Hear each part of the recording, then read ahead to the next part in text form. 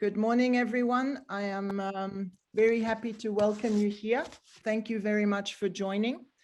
On behalf of Geneva Business School, who's organizing this webinar, again, thank you also for joining us, Fabian, all the way from New York. I realize it must be very early for you in the morning, so thank you for the special effort, especially for us. I'm going to be quick because we have to cover a lot of ground today and we have only 1 hour, but a little bit of maintenance first.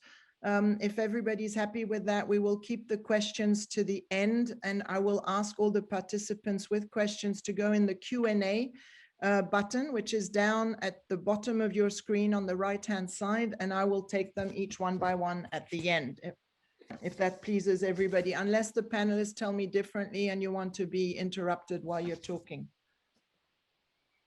No.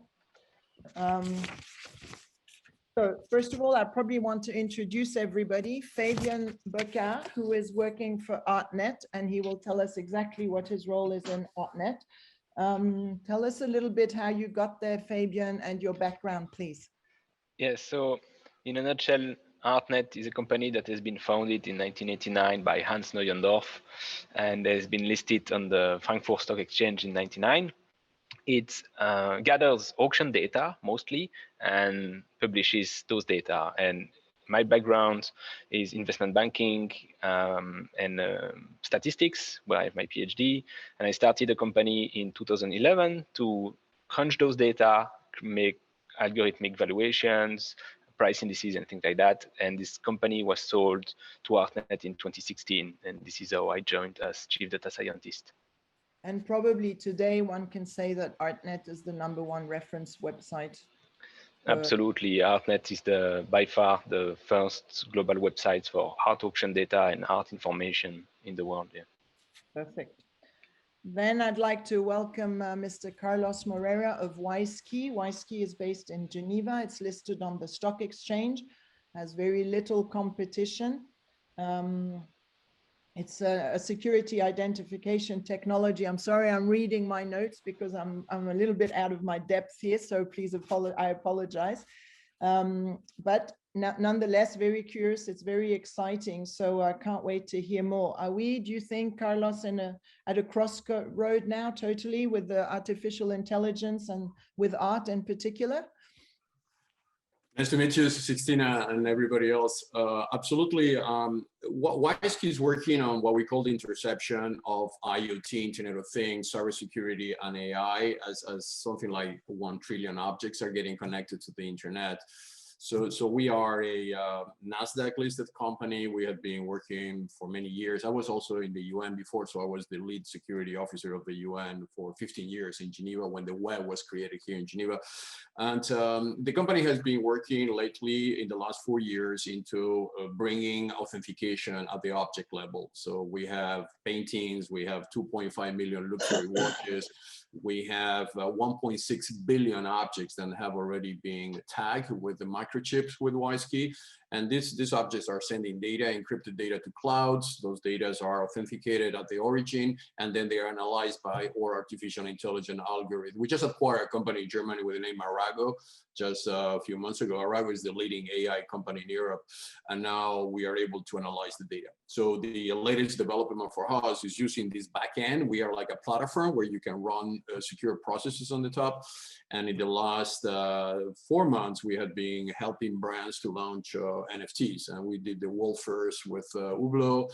We did a $1 million NFT with Jacobs. We are doing NFT on very high-end art pieces from very famous museums. And this is getting exponentially growing, right? So it's a very good moment to discuss. And I congratulate you for this panel. I think it's the right time to discuss about this. Well, the numbers are so mind-boggling that we thought, yeah, it was definitely something to have. We needed to talk about it because the buzz is definitely there. On that note, I'd like to also welcome Dino Lefkowitz. He's based in Zug, also in Switzerland. He's the founder of 4Art Technologies. From what I hear, and the last time I heard you speak, Dino, you've sort of invented a quick and easy way to digitalize and to make individual identity cards for works of art or objects. Is that sort of more or less right? It's like a fingerprint that you can then match? Basically, yeah. I mean, we started early 2018 creating what we feel is the first usable biometric passport for artworks. And I mean, it uses the blockchain, of course, to secure documentation and provenance, you know, automatically updating everything. But what sets us apart is we use a patented technology that utilizes a mobile device camera to scan the microscopic surface structure of an art object, creating digital fingerprints, and thereby making the art object itself the identifier of the physical object, creating the permanent link between the physical and digital, and thereby creating a security standard that's never existed before. We've created that foundation over the past 3 years.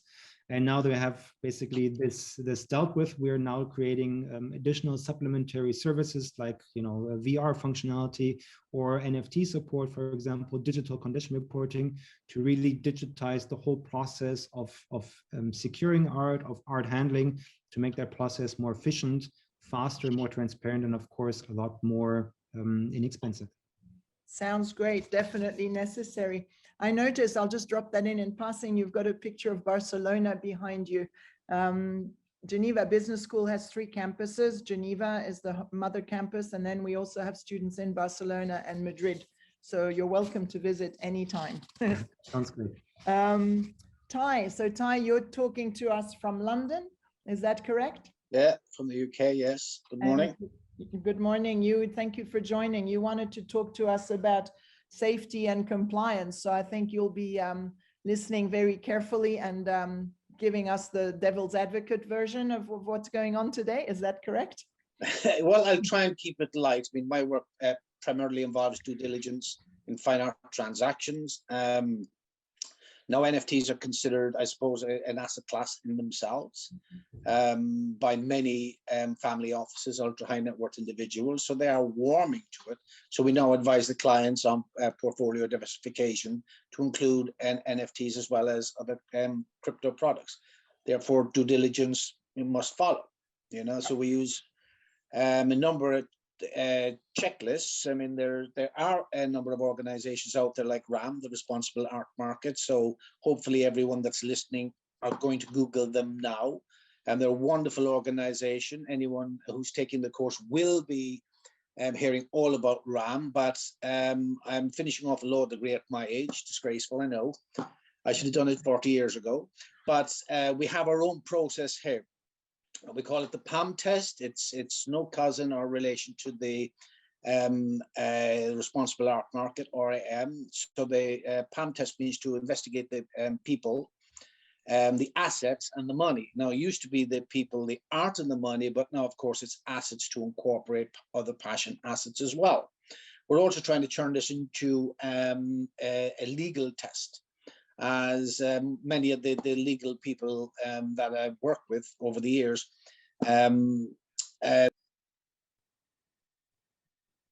Oh, we lost your sound. That's it. Yeah, so I just had a missed call. Sorry about that. I'm on my mobile because the system failed. But the PAM test, right, that helps us to determine any issues that may arise. That's not just in traditional art, but also with NFTs. And it's a standard of due diligence that goes far beyond traditional due diligence, and that includes investigative techniques such as surveillance, tracking, background checks, building family trees, and so on. It takes KYC to a whole new level. Thanks, So Ty. We'll get back to it. It's good that you mentioned RAM, because one of our professors, Laurence Sandrine, yes, I know, I saw from that. La Livre, is also a part of RAM. So, but we'll get to that later. Thank you. I'll go to the questions now. And one of the questions I had was for Fabian. I realize that you've been archiving all these sale results for decades now. And one of the very basic questions I had, which we hear all about, how sustainable is it? Because digital storage is not supposed to be all that popular at the moment. And are there new ways? What's the next step? So in our operation, digital storage is relatively small compared to large players like Amazon or Google. of course. So by all standards, I think digital storage for the art world is a fraction of the digital storage in the world for industrial applications. Okay. This being said, we always try to look at what's next. One of the main problems in the field of digital storage is the maintenance of the storage, because files are on, at the end of the day, on hard drives, on servers, and those servers expire after a few years and can fail. So what's needed is to have multiple copies of the same files in different servers in different locations, just in case there is an earthquake somewhere or a fire or something like that. So the basic idea behind the NFT, which is the decentralization of information and concentration of ownership through a blockchain, well, this same idea can be applied to files, and there are some applications that we see that are blockchain backed, like Filecoin and interplanetary file systems, where you start to have the files distributed all over the planet. And of course, this may be a problem when it comes to storage in terms of capacities and computational power. Electricity also needed to maintain all those servers. But at the end of the day, progress is always following through.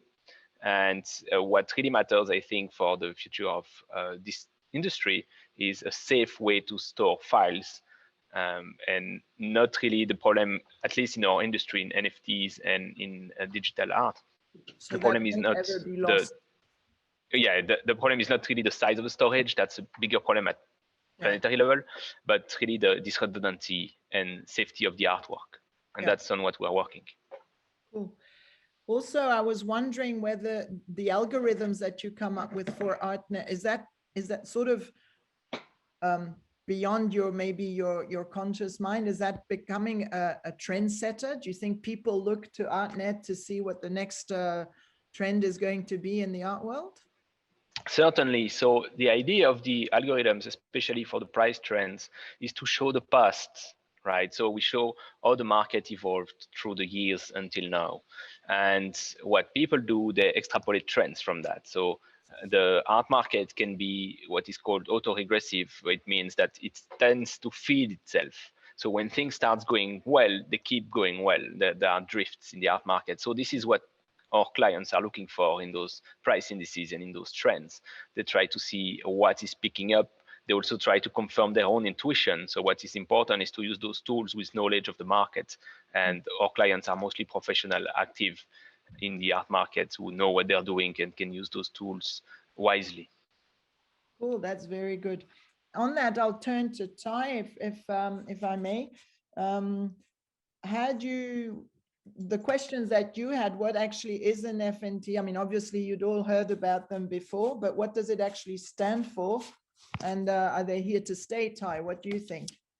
Well, yeah, I think we're only scratching the surface. I mean, ever since that unimposing man, Satoshi Nakamoto, released Bitcoin white paper in 2018, and the blockchain technology has been disrupting the world of finance and art in a way that's going to affect the way we do business and run our lives.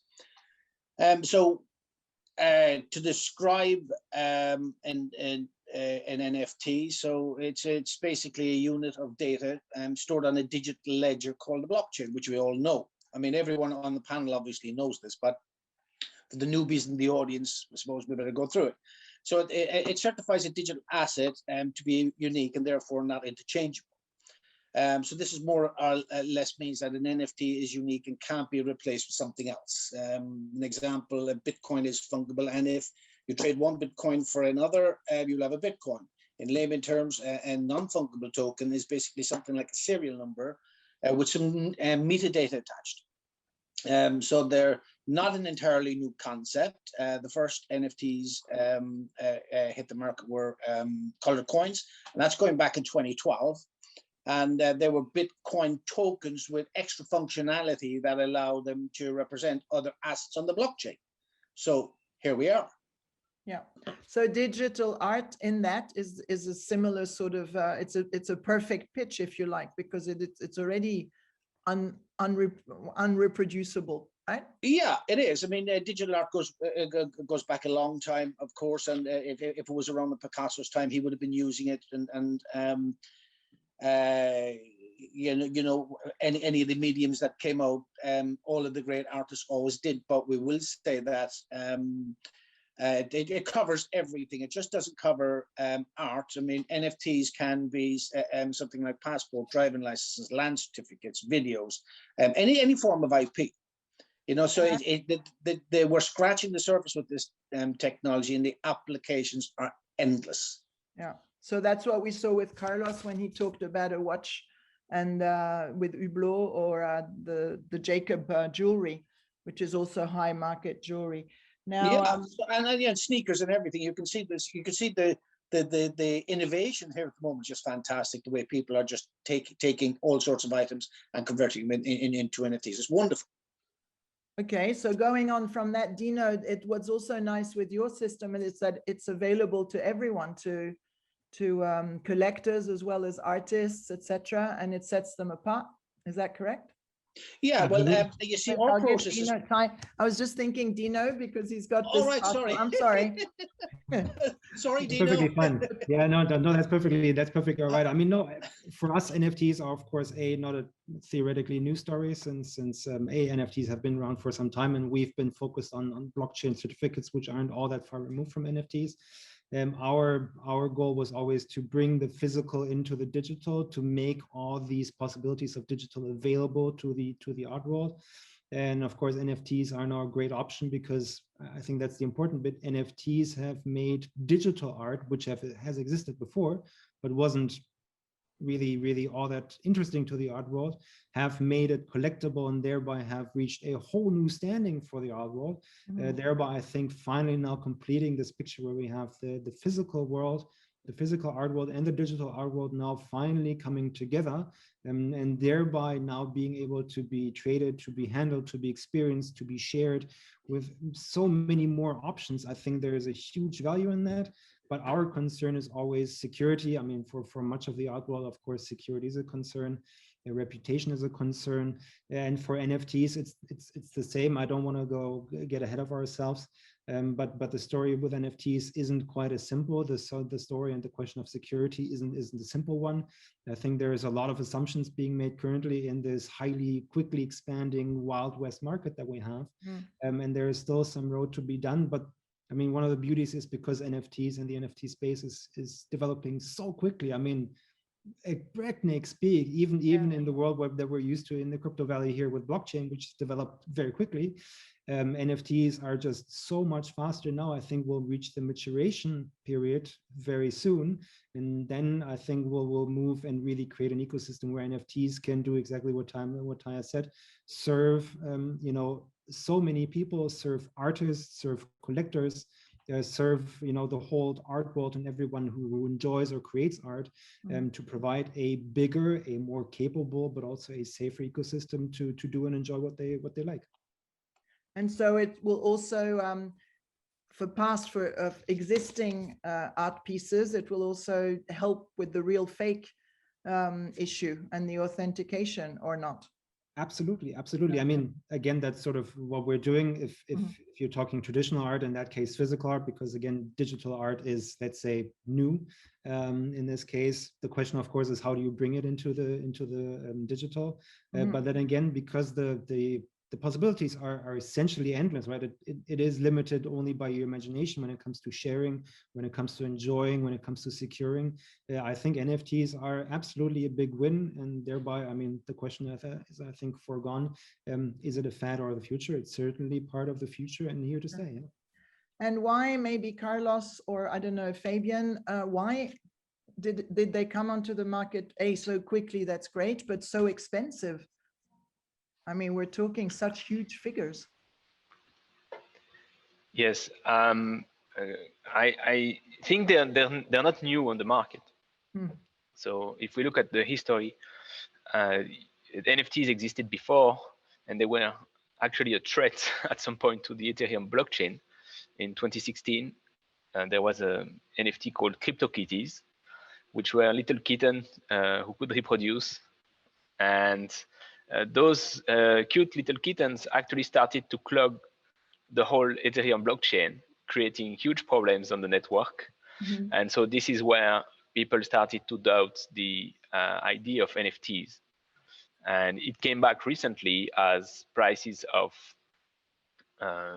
smart contracts exchanges increases in terms of the money you need to spend to create those NFTs, and the nodes expanded too. And so now there is the bandwidth and the capacity to welcome a massive influx of NFTs that was not the case before. And with that came digital artists who started to take this tool very seriously and come up with quality production of digital arts that reached a high price point. Mhm. So it's not that the prices are extremely high compared to before, at least in Ethers, but the quality of what we see in NFTs has increased because the technology is now there and the bandwidth and the hardware to support those new types of assets. Okay, that's interesting. So maybe Carlos, is the story about Hublot or the Jacobs jewelry, that, I mean, the basic product is very expensive. So the question is the NFT then even more expensive because of the added value that it puts onto the piece? Yeah, we have to also consider that in terms of the fluctuation of the crypto market, they are less expensive than yesterday night actually, because the market just crashed. So what I think is happening here is that a few things are converging at the same moment, right? So you have, as Dino and Fabian say, the blockchain technology is maturing, and we are able to do things with the blockchain that we didn't know how to do it before. And among that is the possibility of recording in ledgers the identity. Identity is all about basically going into the provenance and being able to digitalize the provenance in a way that is irrevocable, that is unreputable, that cannot be challenged in court, right? So this is not only a blockchain problem. By the way, blockchain does not solve that problem. You need to go into other areas such as PKI, public key infrastructure, which is what Wisekey is, because in some cases you have to embed the provenance in the physical object itself. And then you have to create a digital twin that relates that physical object with the virtual representation on the NFT. And actually, Dino technology is very complementary what we do, because we are on the other side of the spectrum. Basically, we're on the PKI side, and you are more into the blockchain side. So when you establish that relation, which is like the body and the soul, you know, the body is there, but the soul is on the internet, on the blockchain, then you can establish very interesting relation. For instance, one of the things we are doing now is a lot of money laundering going on NFT trading now, because a lot of people are anonymous trading with crypto wallets, and in some cases are complex to crypto wallets. There's a lot of mafia using cryptocurrencies for illegal trading. So one of the things we are doing is putting KYC compliance, for instance, now in the wallets, and we are issuing cryptocurrencies. Actually, Wisekey has issued a cryptocurrency that requires a higher level of authentication, both on the person and the wallet, before you can establish a transaction. We act as a platform, and we are like Amazon is for objects, we are for NFTs, right? So you can come into a platform, we do all the regulatory work, we do all the provenance work, we team with companies like Fabian or Dino in incrementing the verification process and the posting process, and then we advise people to use the cryptocurrency. So higher is going to be the security on the platform, higher is going to be the values that you are able to execute on that platform, right? Because you solve all the issues that has been raised, like what happened if my NFT disappears? I buy $100 million NFT and suddenly the website goes down. Obviously, you will need a HSM security storage. We are using military bunkers in Switzerland where we store HSMs. So it gets more complex when you are dealing with $100 million product than when you're doing a $10,000 NFT, you know. So I think what is interesting in this technology that everything is getting tokenized. So we are tokenizing everything. Okay. And when you tokenize everything, you create a new way of NFT creative process. For instance, now we are talking with watch manufacturers, and they are saying, rather than going directly to the watch itself, I'm going to create a very complex design of a watch, the watch of the future, and the person that buys the NFT will have the right to get its watch manufactured. So you buy first the design, and the design gives you the right by contract, by smart contract, to the brand to manufacture you the object. So you will have an exclusive object, and at the same time, then you have an exclusive NFT. So this is creating a very interesting synergies for the creation world that can start 100% digital with an option through a smart contract to go into the physical world. Imagine a digital art and could become a physical art at the end of the process once you establish the valuation in the physical world, in the digital world. It's a type of a fundraiser in a way. Exactly. We're actually talking to very big foundations, and they are saying, "Wow, this is a new way to you know, fundraising, and also to provide money to causes." You know, because philanthropy sometimes goes directly into the cause, where here philanthropy will buy this very expensive digital art, and that digital art will execute into an object, and the money will go to a cause. So it's a reversing mechanism to what normally exists, right? But this is going to stay. There's going to be maybe more regulatory and protection for NFTs, because there's a lot of hype around as well. Anyone is doing NFTs, and but I think the tokenization movement is there to stay, and that will increment the services of Dino, Fabian, myself. All these industries going to grow with, because the demand is getting much higher and bigger, and it's more expensive. So Ty, do you think your clientele is interested? Like, are they playing that game as well already, or is it all too new and too difficult? No, the hype, the new gold rush, many are referring the NFT phenomenon as. So many family offices, wealth managers, and so on, angels, venture capitalists are looking at this very, very seriously. We've had a float on the UK ACMA stock market of NFT Investments PLC. They went in to raise 10 mil, and they raised 36 million.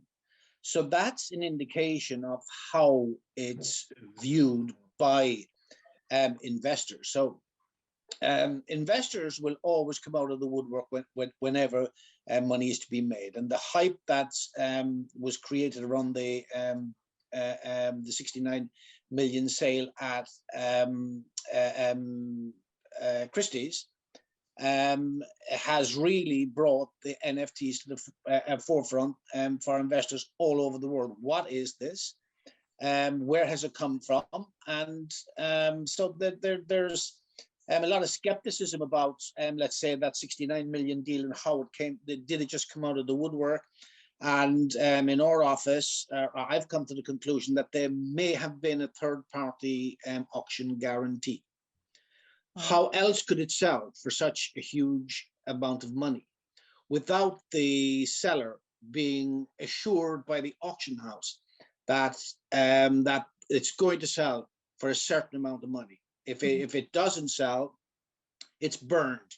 So that's a physical art. But if we relate physical art and then we jump in and we look at the 69 million, how and why? I mean, we're all about, I mean, we've got another security professional on the panel, and I'd love to hear his thoughts on that. How did this, I know he sold, the artist Winkleman sold other pieces in the past, but nothing like this. All of a sudden, bang, we've got almost $70 million. There must have been a third-party auction guarantee in place, guaranteeing the artist that it would sell for a certain amount of money. That said, the buyer is a techie, well known as well, and also owns other works by the artist. And then you revert back to the traditional art world. If you own 100 Picassos and a Picasso comes up, right, and the bottom is after falling out of the Picasso market, you're going to buy that Picasso to make sure that the other artworks that you own, that they're going to remain at that same value. You're not going to want the entire collection to dip because one was sold at auction for a very low price. So when you look at it from that perspective, the NFT world through and when it's now overlapping into the physical world, into Christie's, it's a situation that I'm not saying that it is, but it's a situation that can be manipulated very easily. But that said, I mean, the blockchain art provenance, I would love to make a point on that, right? It's been around for some time, and it was utilized by Authority and Christie's. So they've been around the digital world for quite some time. So, you know, Christian, they utilize that technology to establish a chain of custody and authentication works that were sold. At the same time, it creates the immutable, I better spell that, IMMUTABLE, immutable record of the transaction through the blockchain-based verifiable cryptography. So they have been around quite a long time. They know this market. However, I as a former investigator of 20 years, question everything. So we have an ABC here. Who wants to answer that one? Assume nothing, believe no one, and check the facts. That's it.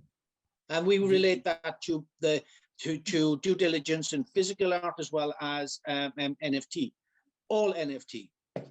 Carlos, let's go. My experience is you're totally right. I mean, you know, I work here with a lot of auction houses, and you have to think the flow here. The flow is a person that has made a lot of money on cryptocurrencies, and he's sitting with hundreds of or thousand Bitcoins, and he approaches an auction house and say, I want to use my Bitcoins to trade something, right? And the auction house currently don't have anything to offer because the auction houses are sitting on the analog world.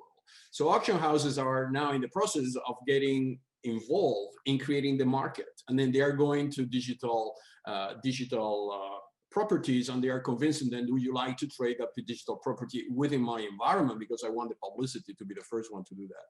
Now, the important thing is that if I am sitting on Bitcoins and I buy a 60 million NFT, I am still keeping the asset. I am just converting from one asset to another. So for me, it's a diversification of my investment, right? Because that asset is being validated by a third-party validator, which is the auction house. Then suddenly that asset now worth 100 million. So that is minted in the blockchain. I can now raise money. I can now raise money in another platform and raise another Bitcoins, trading my NFT asset, which has been minted and validated by a third party, and raise money again. So this is where this economy, and you're totally right. At the beginning, I won't say this is being manipulated, but this is the way you create crypto value, right? Is by putting the pieces together. I think what is going to happen, which is exactly what is happening now on the cryptocurrency market, that is going to be NFT 100 million after it's going to collapse for a while.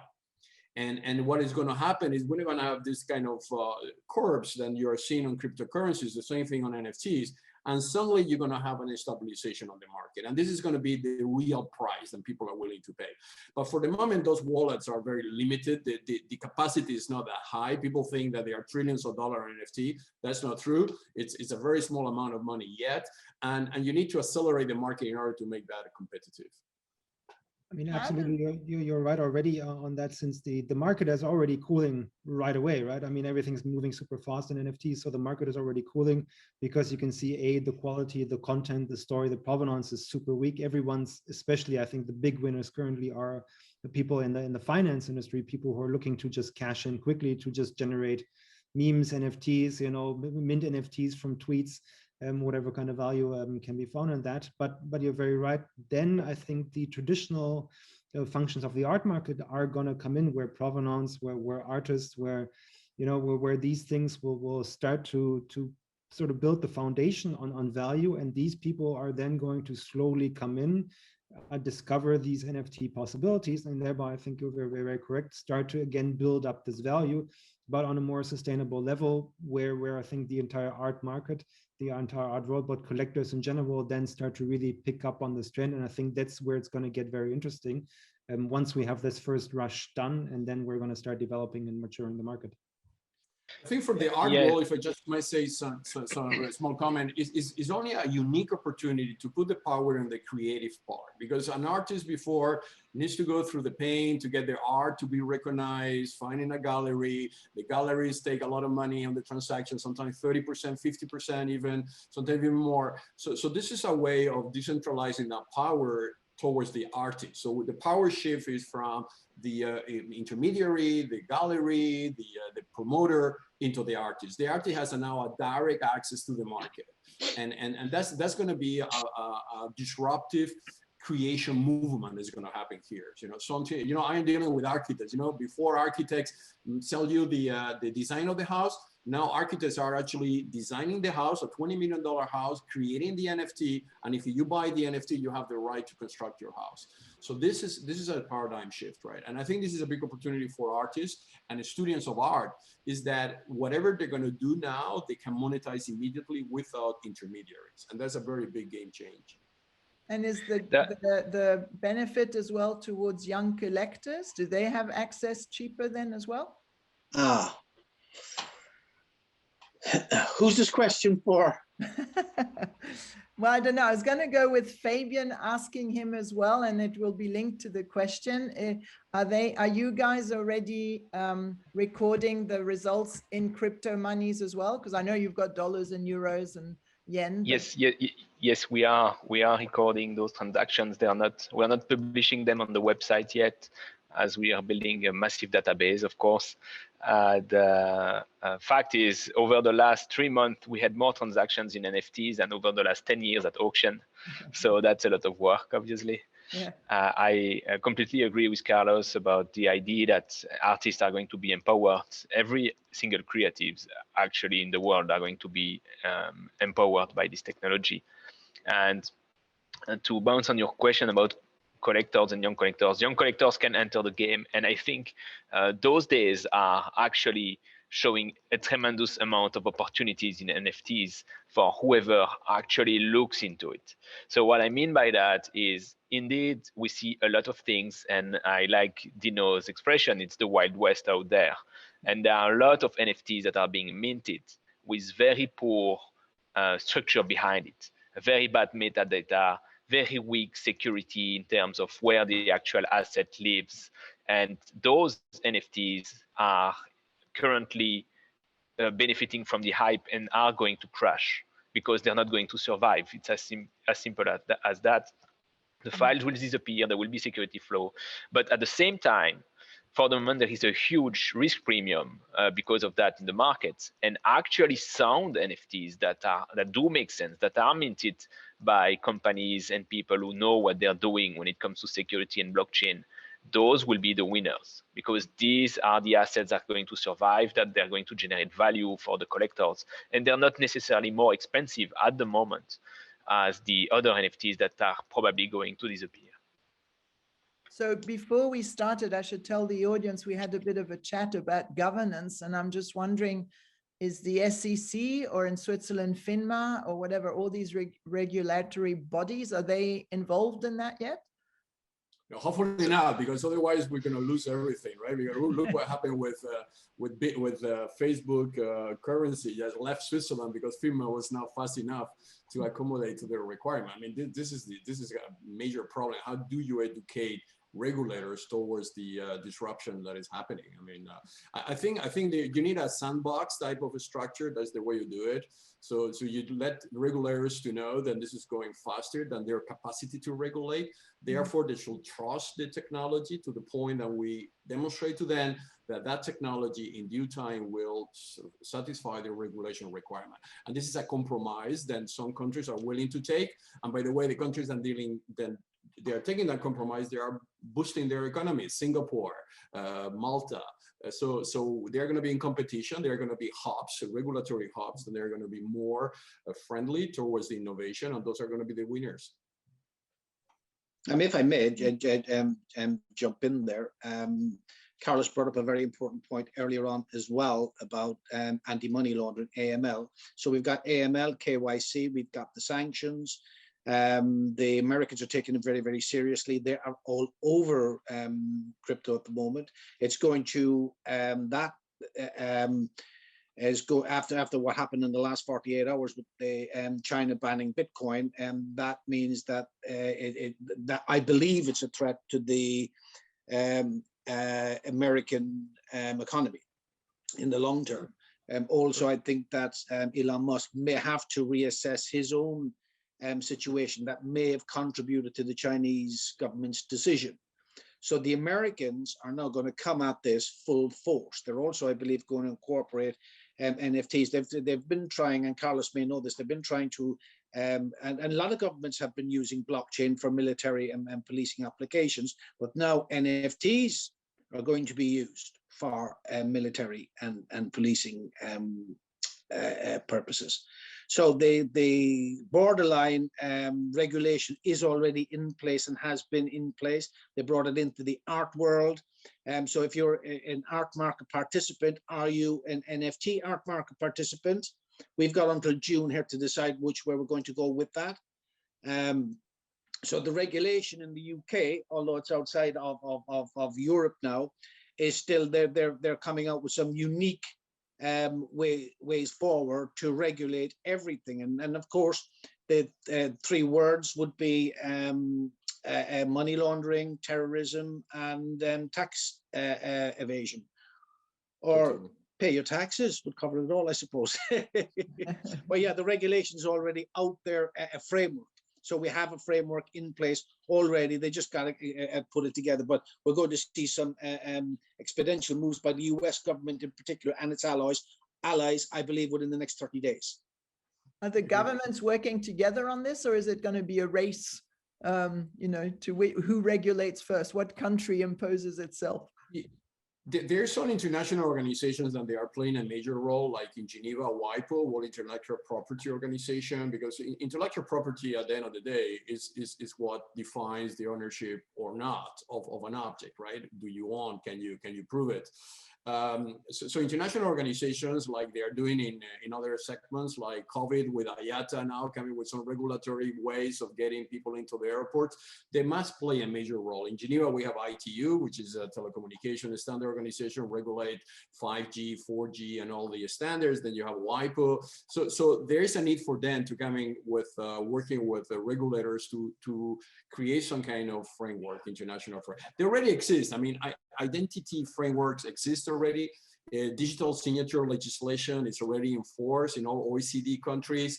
So you can build your infrastructure on the top of that. What is very dangerous here is coming only blockchain can do everything, because blockchain has an issue in order to delegate trust. You know, blockchain is a decentralized trust mechanism.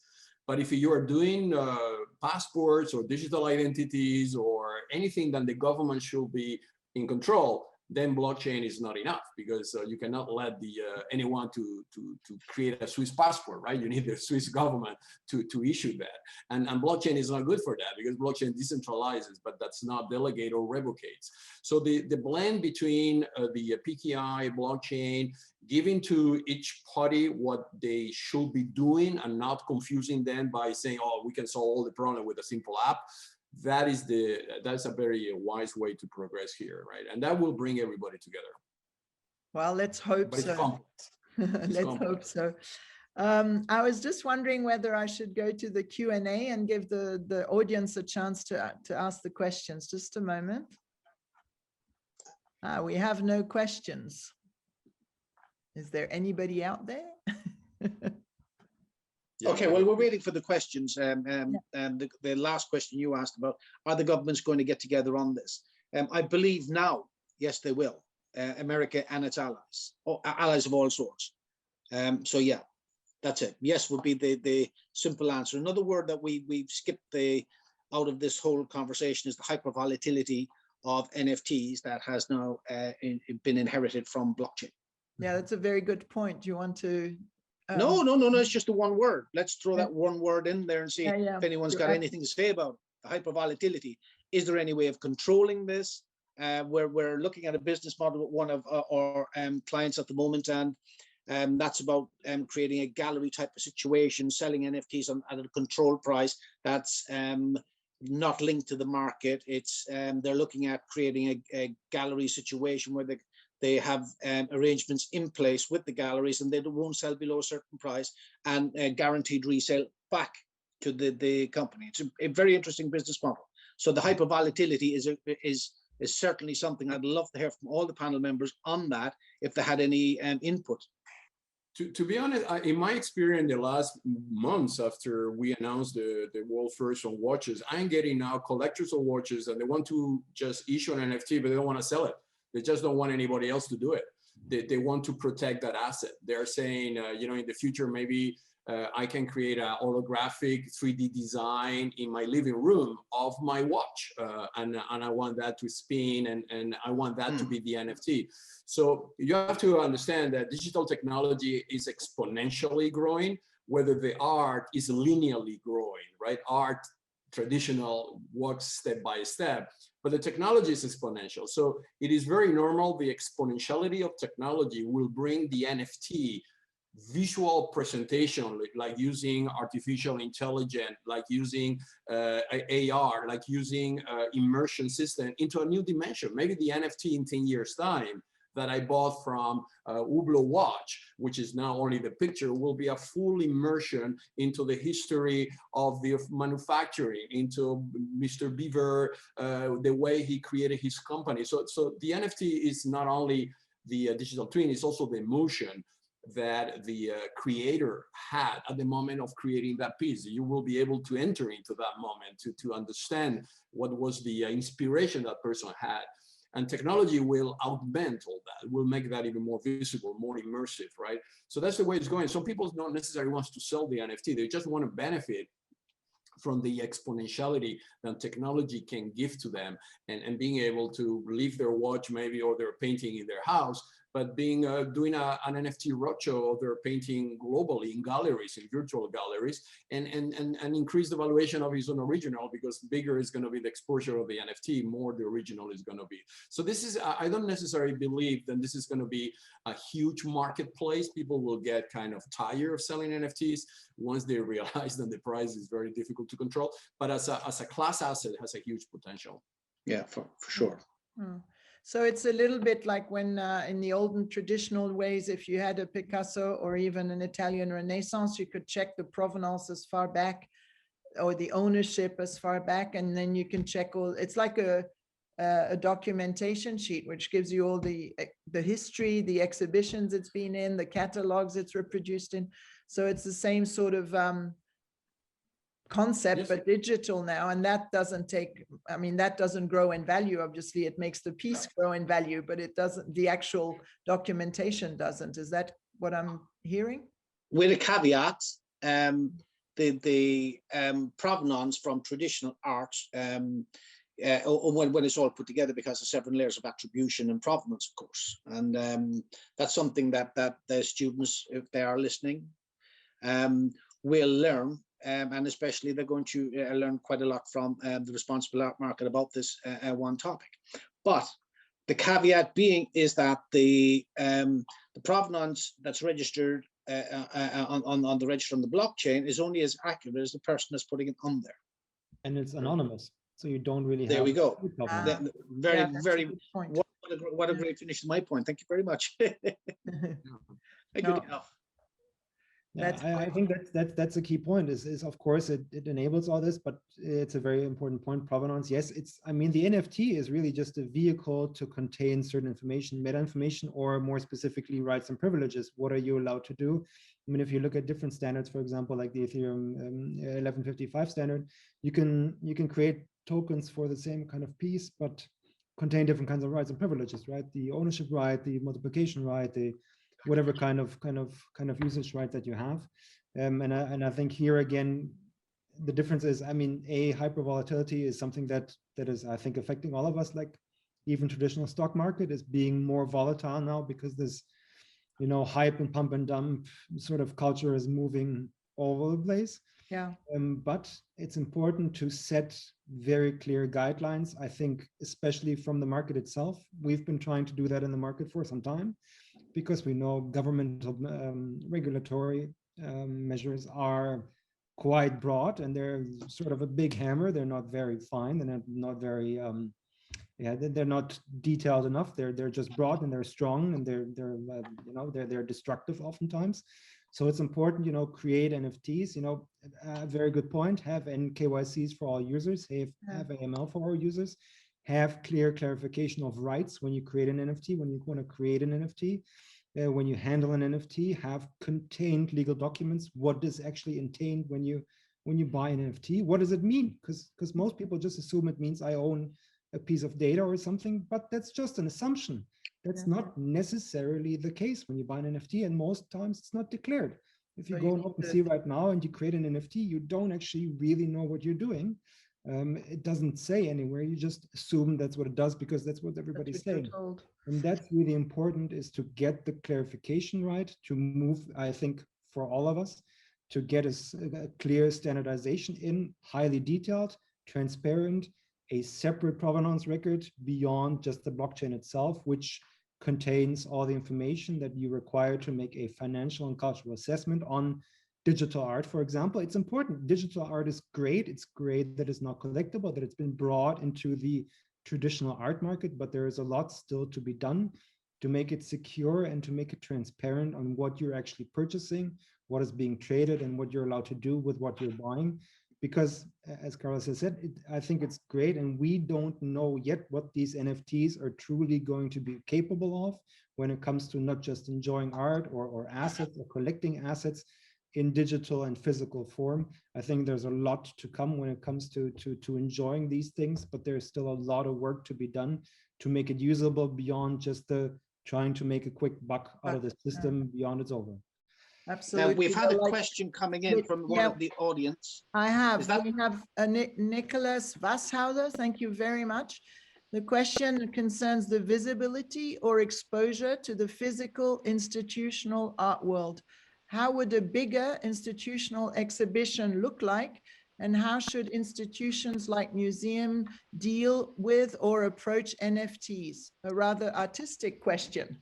Two questions in that. The first one, I'll take this if it's okay, and then everybody else can jump in. I lecture at a number of museums, and I would say there are NFT exhibitions happening around the world at the moment. We're trying to put one together with the Irish National Gallery and the Fife Museum in Massachusetts. But there's a number of issues insofar as NFTs and museum collections are concerned. If it's an NFT, or if it's a traditional piece of art that's out of copyright, and the museum, someone walks into the museum, takes a photograph of let's say the Mona Lisa, NFTs it and sells it. Is he the original creator of that work? Is that a derivative work? So there's lots of questions in relation to IP. The other issue is that if they've got art by Basquiat, by Picasso, works that are, let's say, technically in the copyright frame. We've had that with the Basquiat recently that was pulled from OpenSea Marketplace because the foundation said, right, okay, you don't own the copyright, we do. You can buy this, but that's all you're getting. So so far as a museum collection is concerned, that's what they need to be very, very well aware of. We've been in contact with the Picasso administration and the Warhol Foundation on this very topic. That they own, we believe that they own as they own the IP copyright, that they own the NFT to that entire collection. So that's what the museums need to be very, very careful of, that they're not going to try and sell NFTs because the Picasso administration, for one, will come after anyone who breaches their copyright. And in France, it's criminal. Yep. So it could develop into a very, very expensive litigation for the museums. I hope that my version of the question has satisfied the member of the audience. It would be nice to get some feedback. And I also think another perspective, Justina, if you wish on that too. Sorry? I can give you another perspective because we are working with several museums. If you want me to add, or please do, yeah. Yeah, please do. I was also going to just add that it's also something that a museum can look at, as we said earlier, as a fundraiser for a future event. So, yeah. Yeah. So actually, we are working with museums, and there are two first initial priorities for them. One is to understand that museum, but not only museum, governments, the Vatican, and institutions like that, they have something like the 80% of the art is not on display, right? Because they don't have the place. They have art, which is on boxes, and maybe the last time anybody saw that was a generation ago, or even more, right? So for them to be able to digitalize, actually Louvre is going into a huge process now of digitalizing all the Louvre art. Absolutely. And that digitalization is not only taking a picture and that you can go and there. This is holographic scanning. You go layer by layer. They go inside the painting. They can even discover what was the first image of the painting, and they can then layer by layer create NFT on each of those layers until they reach the final painting. So their intention is to create NFT catalogs, and you can see as you go to the museum in NFT virtual galleries. And there's where you can increment the experience with virtual reality and technologies and other, but you are actually 100% sure that you're dealing with the original, because not only that is the original, but you have all the layers that they had been created on that original. So the big opportunity is not for the museums to sell the NFT, it's for the museum to show the NFT as a first, I will say, initial initiative. And this is a massive project. And this is equivalent to what Google did by scanning all the documents, or what the Mormons are doing by collecting all the identities of everybody in the social registries. A lot of art is also on Port-Franc, you know, like Geneva Port-Franc, you know, is one of the leading art spaces. I mean, nobody knows what is there actually. So what about NFT that work? So I think this is the first priority, to get out all these hidden art that nobody has seen and make that visual. And that will create a marketplace, because more is going to be available, more is going to be the potentiality of creating a very serious, stable marketplace for that. But I will say, museum, go and do NFT of everything you have. Not sell it yet, just create a digital twin and show to the world, and this is what you have. That will be already an amazing project. Can I throw a caveat in on that one as well? We have another question. Just time. We have another question. So all right, sorry. I'm scared of losing time. I'd just like to add one thing. And not everybody knows what's in the Freeport, but there are inventories that you can consult, and we do know what's in the Freeports anywhere in the world. But anyway, from Marcus Wingshackle, are there already applied use cases of NFTs as collateral in a decentralized loan? Okay, that's a new one too. I leave that to someone else. Okay. Yes, so this is a relatively new market, and I don't think there has been applications of decentralized loans with NFT as collateral yet. No. Not that I know of. It may have happened between individuals, but there is no standardized platforms yet to facilitate that kind of applications. I've been working closely with Banque Rail in Geneva, and they actually have a product where you can use art as collateral, but I saw them yesterday. I didn't think about asking for NFTs. I will, and we'll get back to you on that. There is it will come, of course. I mean, Yeah. if it's not happening already, we haven't dealt with any clients who have used NFTs as collateral for loans, but I'm sure companies like the NFT Investment PLC would be on their radar for sure. We've got some feedback for you, Ty. Thank you very much for the detailed answer. I will take care when taking photos in future exhibitions now. I think there is something that I would like to clarify about NFTs to make sure that, and to bounce back on Carlos' explanation also about digitalization of museums, is that NFTs do not contain any image, right? So an NFT is just a token. So that's the right to an image. And this right is not enforced by any type of law. So it's a trust-based system. So for the moment, making an exhibition of NFTs would mean not much. What we mean by that usually is the asset underlying the NFT, but the asset exists already. It has been in museums for decades or centuries sometimes, and there is nothing new there. Digitalization, as Carlos mentioned, is an enterprise that Google has done with Google Arts and Culture. That is a fantastic project. So the idea of a market and the capability to monetize it is what brings the attention, I think, and not necessarily the assets that have always been there and that many amateurs got to enjoy through the years. So that's important, because I often hear the people asking me about NFTs and if we can exhibit NFTs. There is no such thing as exhibiting an NFT. It's just a token. But as far as digitalizing the artworks. I'm quite in close contact with EPFL, which is the Polytechnic School in Lausanne. And, they work with all major scientists around the world. And the curator there is Sarah Kennedine. And they are opening right now an exhibition about that, about digitalizing, making it a new archive. And also, of course, the NFTs and the blockchains come in as well for their own little collections in the art lab, which is quite interesting. And of course, they've got Artmin, which is next door, which does this photographic layering of the paint layer on a canvas of an old painting or a new one for that matter. So yeah, I think everyone's sort of working around that, and it's a very exciting time. We're definitely at a turning point or a crossroad, or something's happening, which is great. I think we'll see that even more when the technologies converge. Yes, absolutely. You're because right. we've got one, I think it's the MIT in America, they created this system some years back that could replicate an old master by print. We've also got another technology in your country that they can take high resolution images of traditional art, and those high resolution images are like a fingerprint and are accurate in relation to the artist's brushstrokes up to 80 and to 85%. You That's probably right. know this technology, but even the technologies that are here amongst this group, as soon as all these technologies starts to converge, I think every piece of art will be an NFT in the future. Every piece of art that has ever been created in the world at some stage. It will take time at some stage.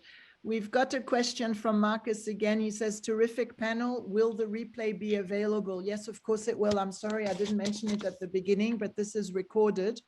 And we'll put it back on social media for those who are interested. You can always PM me at Geneva Business School. I'd like to, at this time, thank everybody because the hour is gone. It's gone very fast. So thank you very much. The Geneva Business School is throwing this new MBA out in September on art and the markets and the technologies. And this is what we'll be learning about. So anything from those labs in Geneva, we will go and visit, anything like to do with EPFL. And of course, we'll probably barge on you, Mr. Carlos, in Geneva to visit the areas. So thank you very much. Again, we'll be back next Thursday in a fortnight, and it will be valuing art as an asset. So that will be another interesting panel. And again, like anybody who wants to contact us through Geneva Business School, please do so. Thank you all.